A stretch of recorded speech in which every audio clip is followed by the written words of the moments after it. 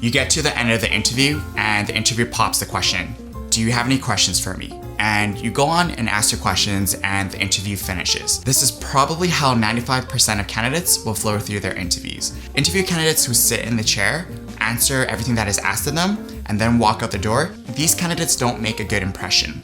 Instead of loading all of your questions towards the end, another method you can try in your next professional interview is to ask questions throughout the interview. The benefit of doing so is that you will allow the interview to be more conversational.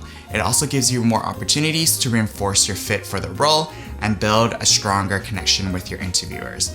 I call this the art of building rapport. When you build rapport with someone, you will be perceived as someone that is more likable and gain the trust of others.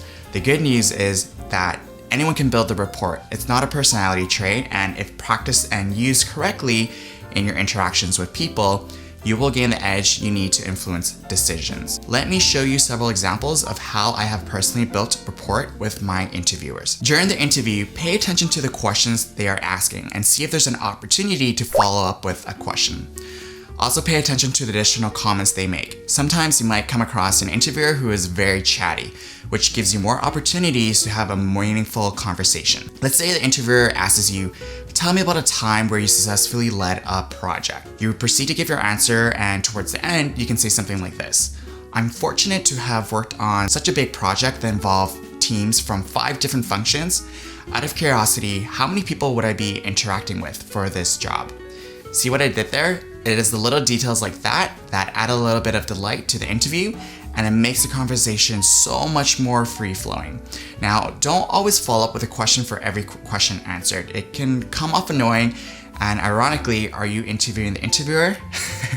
So just pick a few key questions to demonstrate your fit for the role and the team.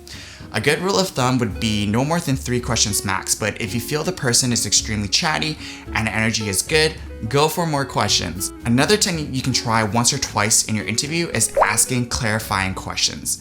An example of this would be, "I hope I've answered your question. If anything was unclear, or if you wanted me to dive deeper into the details, I would love to do that." Again, this gets the conversation flowing again, and this is a great way to show that you have poise and a high level of maturity. And here's another example.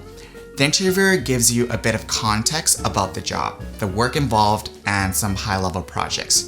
You can already ask some questions to gather some more details right off the bat. Some questions you can ask are, "Speaking of the projects that you have mentioned, which one is the highest priority and why?" Based on the interviewer's answer, if you had a previous experience with it, bring it up and share an example and tell a story. And there you go. I hope I inspired you to ask questions throughout the interview and the importance of building rapport with your interviewers. Turning an interview into a conversational, two-way discussion is a sure way to win the interviewers over.